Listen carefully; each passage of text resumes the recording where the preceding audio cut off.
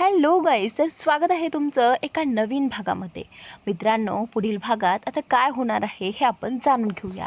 तर आता या वल्लरीच्या आणि या उदयकांतच्या तावडीतून रमाकांतने स्वतःची सुटका केलेली आहे. एवढी नजर ठेवून सुद्धा आता रमाकांतने इथे हुशारी दाखवली आहे आणि या उदयकांतला डोक्याला मारून इथून पळ काढली आहे. तर त्याचनंतर आता ज्यावेळी उदयकांतला कळतं की हा रमाकांत आपल्या तावडीतून सुटला आहे, त्याचवेळी आता इथे त्याने वल्लरीला फोन केला आहे की रमाकांत इथून पळून गेला आहे आणि त्याने माझ्या डोक्याला मारलं आणि त्यानंतर त्याने स्वतःची सुटका केली. तर हे ऐकल्यानंतर वल्लरीला खूप मोठा धक्का बसलेला आहे. वल्लरी बोलते की उदयकांत, तुला एक काम धड करता येत नाही. आता काहीही कर, पण त्याला शोधून काढ. तर तो कुणाच्याही हाती लागला नाही पाहिजे आणि जर तो कोणाच्या हाती लागला तर आपलं काही खरं होणार नाही, असंही वल्लरी इथे उदयकांतला म्हणत असते. तर त्याचनंतर अर्णव आणि ईश्वरी दोघेही जण आता तिकडे स्पर्धेकडे निघालेले असतात. तर त्याचनंतर आता हा जो रमाकांत आहे तो रस्त्याने चालत येत असतो. आता ज्यावेळी रमाकांत चालत असतो त्यावेळी त्याला प्रचंड वेदना होत असतात. तर आता एवढं त्याला मारलेलं असतं, त्यामुळे आता तो तिथेच वाटेत कुठेतरी पडतो आणि आता पडल्यानंतर तो स्वतःला सावरतो आणि त्यानंतर आता इकडे अर्णव आणि ईश्वरीची गाडी जी आहे ती पुढे चाललेली असते रस्त्यावरनं. तर त्यावेळी आता ईश्वरी अर्णवला म्हणत असते की सर, आपल्याला काहीही करून आता लवकरात लवकर पोहोचायला हवं, कारण आता खूप वेळ झाला आहे. तर त्याचनंतर आता इकडे रमाकांत जे आहे ते आता गाडीची वाट पाहत असतात. तर त्याचवेळी आता इथे रमाकांतला अर्णवच्या गाडीचा आवाज येतो आणि आता रमाकांत जो आहे तो वरती मान करून पाहू लागतो. तर तेवढ्यात शेजारून अर्णवची गाडी चाललेली असते. तर आता इथे ईश्वरीने कुठेतरी असं तिला वाटलं आहे की कदाचित हे बाबाच आहे. तिने एक नजर तिकडे टाकली आणि आता इथे ईश्वरीला कळालं आहे की ते बाबाच आहेत. तर लगेचच ईश्वरीने अर्णवला सांगितलं की आपले बाबा इथे आहेत, तुम्ही गाडी थांबवा. तर आता अर्णव जो आहे तो आता गाडी थांबवतो आणि त्यानंतर अर्णव आणि ईश्वरी बाबांना त्या अवस्थेत पाहतात. त्यावेळी आता इथे हा जो रमाकांत आहे तो खुश झालेला असतो की बरं झालं अर्णव आणि ईश्वरी दोघेही मला वेळेत मिळाले, नाही तर या उदयकांतने मला शोधून काढलंच असतं. तर आता इथे रमाकांत जो आहे तो विचार करू लागतो की आता वल्लरी आणि उदयकांतचं सत्य जे आहे ते मी अर्णव आणि ईश्वरीला सांगून टाकेल. तर त्यावेळी आता ईश्वरी बाबांना विचारू लागते की बाबा तुम्ही इथे कसे. तर त्यावेळी आता रमाकांत जो आहे तो अर्णव आणि ईश्वरीला घडलेला सगळा प्रकार सांगतात. तर त्यावेळी अर्णवला हे सगळं ऐकून ना खूप मोठा धक्का बसलेला असतो. खरं तर अर्णवला यावरती विश्वास बसत नसतो, पण खरं तर आहे हे ईश्वरीला माहीत आहे की बऱ्याच दिवसापासून वल्लरी मामी जी आहे ती बाबांशी नीट बोलतच नव्हती. तर आता ईश्वरीला सगळं काही कळालेलं आहे आणि ईश्वरीचा बाबांवरती विश्वास देखील बसलेला असतो. तर त्यानंतर आता ईश्वरी बोलते की सर, आपल्याला लवकरात लवकर तिकडे पोहोचायला हवं. तर आता इथे अर्णव जो आहे तो बोलतो की आता आपल्याला बाबाला एखाद्या सेफ ठिकाणी ठेवावं लागेल, जेणेकरून हा उदयकांत आणि ही वल्लरी दोघेही जण तिथे पोहोचणार नाहीत. तर आता अर्णव आणि ईश्वरी बाबाला एका ठिकाणी नेऊन सोडतात आणि त्यांना सांगतात की तुम्ही या रूमच्या बाहेर देखील यायचं नाही. तर त्याचनंतर आता अर्णव आणि ईश्वरी दोघेही जण पुढे जाण्यासाठी रेडी होतात. तर आता इकडे ही वल्लरी जी आहे ती आता दुसरीकडे थांबलेली असते. तिला आता हे जाणून घ्यायचं असतं, कारण उदयकांतने तिला फोन करून सांगितलेलं असतं की रमाकांत मला मारून इथून पळून गेला आहे आणि मी त्याला शोधण्याचा प्रचंड प्रयत्न केला, पण कुठेही मला तो मिळाला नाही. तर आता इथे या वल्लरीला मामांना हे विचारायचं असतं की घरामध्ये सगळं ठीक आहे ना. तर आता मामांना कळत नाही की वल्लरी असं काय बोलत आहे आणि इतक्या दिवसातून हिला घरची एवढी काळजी कधीपासून वाटायला लागली आहे. तर आता इथे मामा जे आहेत ते वल्लरीला बोलू लागतात की वल्लरी, मला सांग, तुला काय झालं आहे, तू बरी आहेस ना, आज तू घरच्यांची काळजी करते आहेस, म्हणजे नक्की काय घडलं आहे. तर त्यावेळी आता वल्लरीला यांच्या बोलण्यावरून तर असंच वाटते की कदाचित रमाकांतने अजून घरी काहीही सांगितलेलं नाही आहे. जर रमाकांतने हे सगळं सांगितलं असतं तर मला आधी यांनी जा विचारलं असता. तर नक्कीच असं काही झालेलं नाही आहे हे आता इथे वल्लरीला दिसून येत आहे. तर त्यानंतर आता वल्लरी जी आहे ती बोलते की मला विचारावंसं वाटलं म्हणून मी विचारलं. तर आता इथे मामा विचारू लागतात की मला सांग, तू कधी येणार आहेस. तर त्यावेळी आता वल्लरी जी आहे ती बोलते की कदाचित मला वेळही होईल, असं म्हणत आता इथे ती मैत्रिणींपाशी पार्टी करत असते. तर त्याचनंतर आता इथे हे जे मामा आहे ते बोलतात की ठीक आहे. तर त्यानंतर आता इथे वल्लरी जी आहे ती इकडे विचार करत असते की हा रमाकांत जो आहे तो घरीही गेला नाही आहे, म्हणजे गेला कुठे असेल. तर आता तिला खूप मोठा प्रश्न पडलेला असतो. तर लगेचच ती उदयकांतला फोन करते. उदयकांतला फोन करून ती सांगते की तुला माहिती आहे का, हा रमाकांत आणखीनही घरी पोहोचलेला नाही आहे. म्हणजे आपल्या डोक्यावरचं टेन्शन जे आहे ते आणखीन वाढलं आहे. आता ह्याला कुठे शोधायचं आणि कसं शोधून काढायचं हेच मला कळत नाही. आता जे काही करायचं आहे ना ते तुलाच करायचं आहे, कारण हे सगळं फक्त तुझ्यामुळे घडलं आहे उदयकांत. तुला त्याला सांभाळता देखील आलं नाही. तर त्यावेळी आता उदयकांत जो आहे तो बोलतो की हे बघ आपण शोधून काढूयात. तर त्यावेळी आता इथे या वल्लरीला जाम इंडिकेटर लागलेले असतात. वल्लरी म्हणत असते की आता जर हा रमाकांत घरी आला तर काय करायचं मी, जर ह्याच्याकडे पुरावे असतील तर. आणि आधीच तो बोलला होता की त्याच्याकडे व्हिडिओ आहेत आणि ते सगळं जर त्याने घरच्यांना दाखवलं तर. आता खूप मोठा प्रॉब्लेम करून ठेवला आहे हा उदयकांतने. सारखं उदयकांतच्या नावाने ओरडत असते.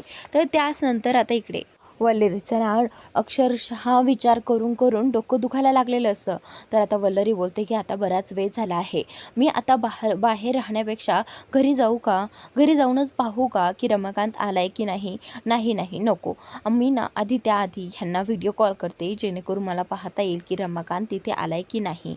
आणि घरचे सगळे बोलतील की मी ही मैत्रिणीबरोबर इकडे ह्या पार्टीमध्ये होते. हे सगळं आता तिला घरच्यांना दाखवायचं असतं. म्हणूनच आता इथे या वल्लरीने मामाच्या फोनवरती फोन केलेला असतो आणि त्यावेळी मामा जे आहे ते बोलतात की काय गं वल्लरी, आज व्हिडिओ कॉल, आणि तसंही मला सांग तू येणार आहेस की नाही.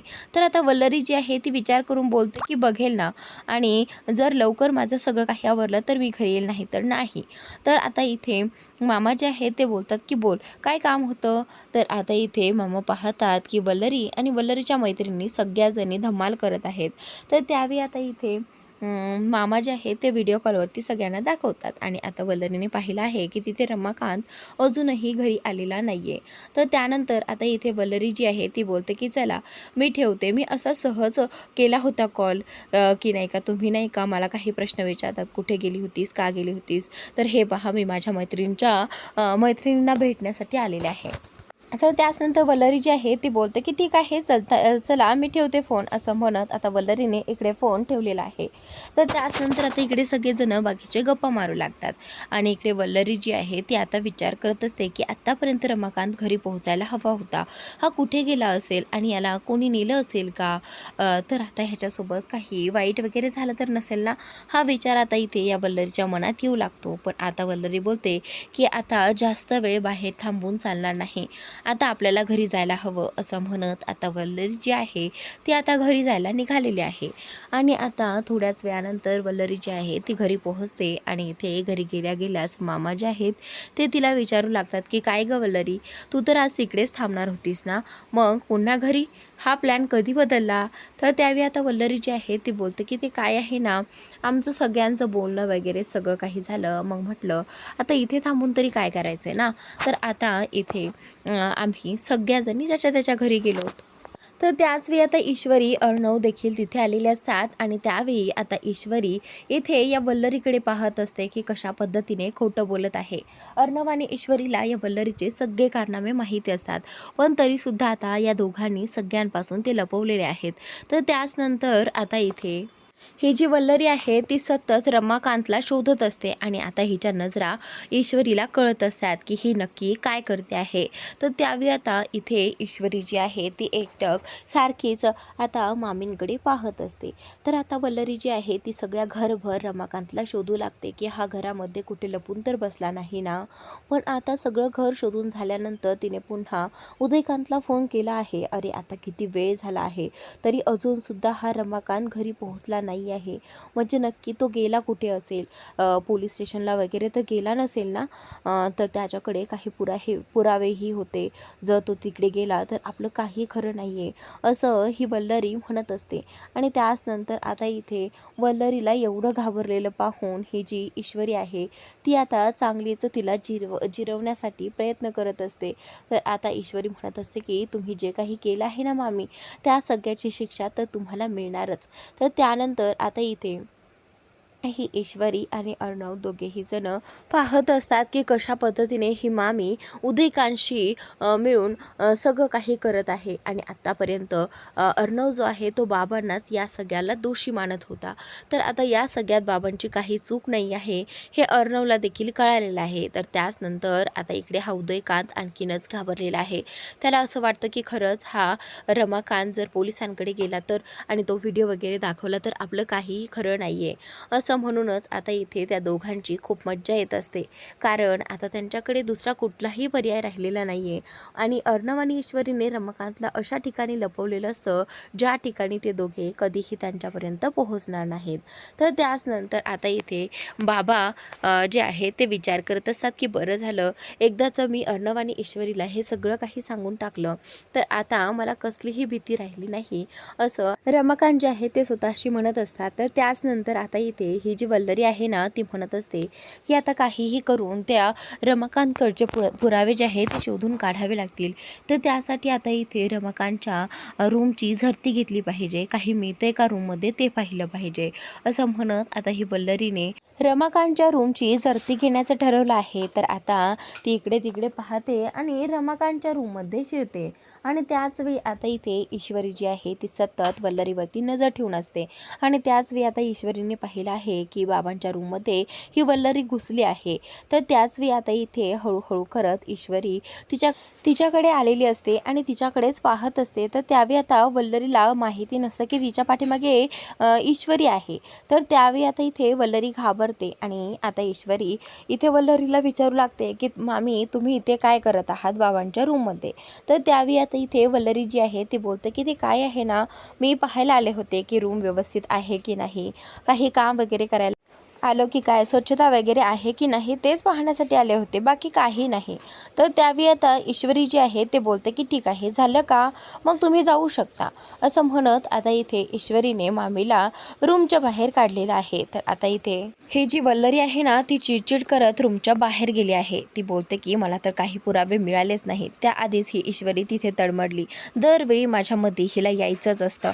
तर त्यावेळी आता इथे ईश्वरी जी आहे ती बोलते की इथून पुढे तुमचे कुठलेही जे काही कटकारस्थान आहे ना ते मी यशस्वी ठरूच देणार नाही. कारण आता तुमचं सत्य जे आहे ते आता आम्हा सगळ्यांसमोर आलेलं आहे आणि लवकरच या चेहऱ्यामागचा खरा चेहरा जो आहे ना तो लवकरच मी आणि सर आणि बाबा हे सगळ्यांसमोर आणूयात.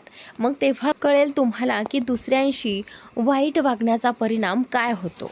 आणि फक्त तुमच्या या कटकारस्थानामुळे आज सात्विक फॅशनवरती किती वाईट वेळ आली होती आणि या सगळ्याचा बदला घेतल्याशिवाय मी आणि अर्णव सर तुम्हाला सोडणार नाही असं ईश्वरी आता इथे स्वतःच्या मनालाच म्हणत असते.